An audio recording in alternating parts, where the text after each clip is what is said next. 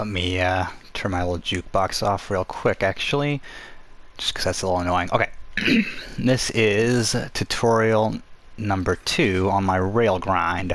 What I discovered was that the grinding only worked on one axis, the way that I already had it, so I had to make some adjustments to make it capable of working going multiple different directions. So here it is. I will say before I do anything, before I kind of get into it, I need to adjust some of the tag locations in here just to better set the position where he's grinding, but you can see it more or less works right now.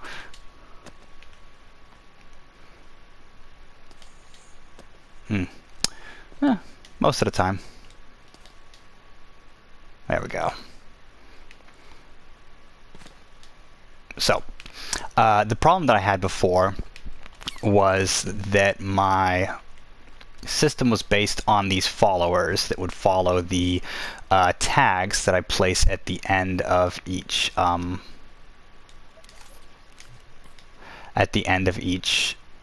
rail that I'm using, right? And I had it set so that the followers only moved in certain directions. So you have the one follower who will move me to my position that I need to be in on the rail, and that will be this one that I place more or less centered on the rail, right? There it is. And I have it set so that it only moves in two axes, the Y and the Z. Y in this situation is up and down, and Z is this way and this way, left and right. I've labeled them as east and west, north and south, so I have it listed that direction is north, that direction south.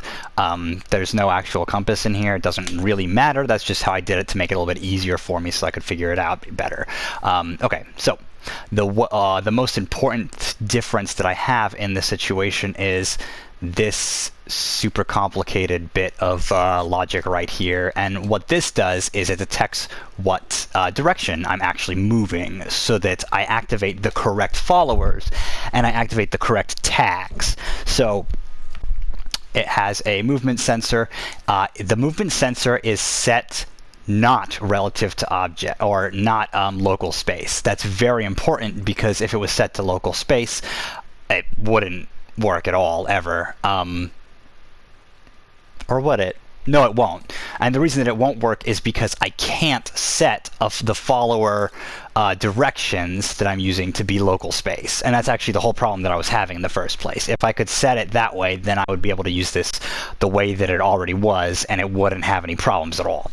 So what I did is I have this in splitters. So X, which in this one is going to be my north and south, is split into positive and negative values.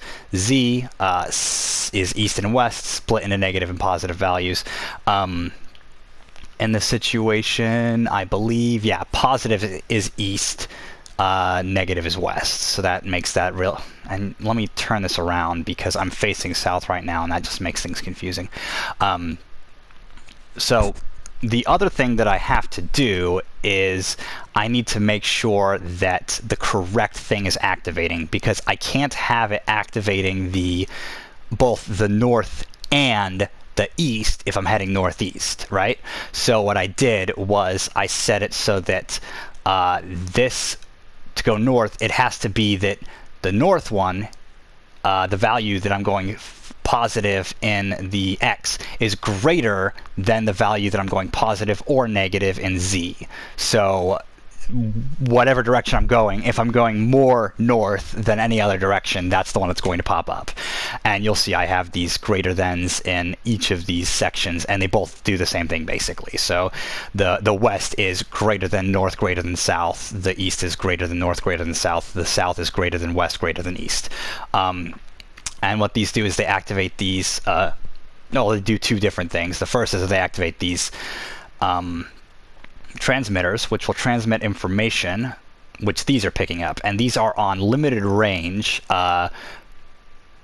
things, receivers, because I don't want every single tag being activated that's in the level, because then nothing would work. So it's set so that if I'm moving east, it will activate the east-west rail, and this is the same for both directions. It doesn't... Oh. Let me fix that. It doesn't actually matter, and it will activate the east rail end. And then, alternatively, the other direction, if it's picking up that I'm moving west, it will activate still this, but it'll activate this one instead. And then the opposite, or the same sort of thing happens going north and south. You have the north and south rail, again, this works the same for going either direction, and you have the north end, and you have the south end. And my north end is slightly out of place. Let me put this back.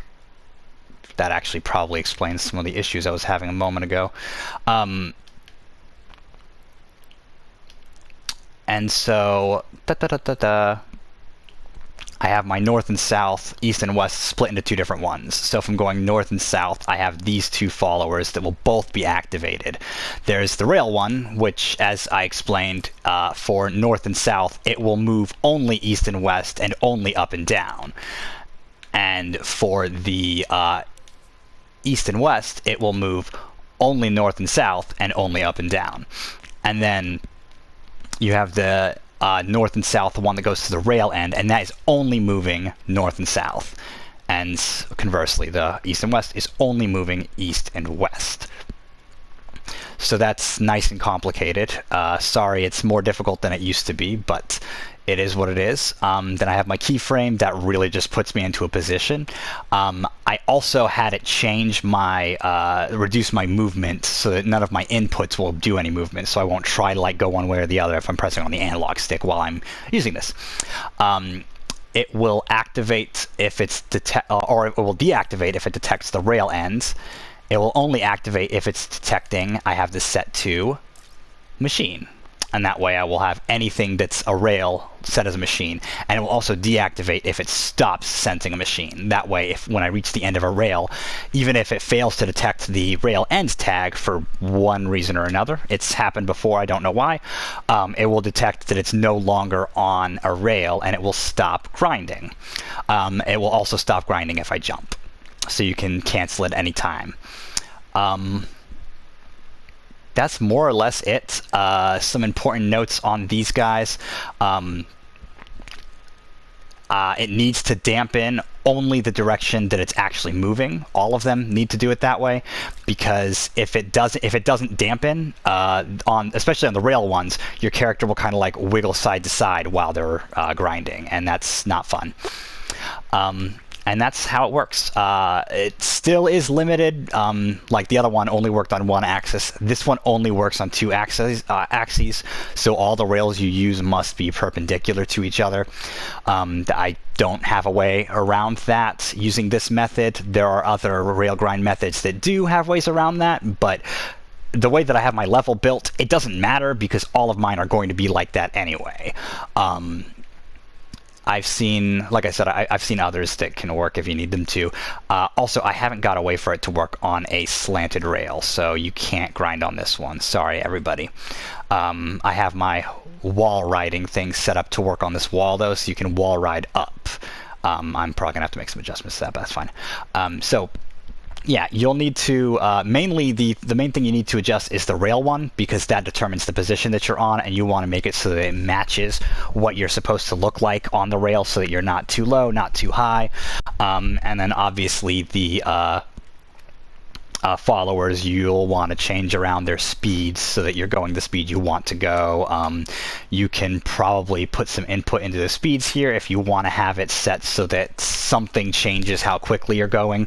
That's not unreasonable. That's definitely something you can do. But that's it. That's all I got. It's reasonably simple. If you have any questions, feel free to ask.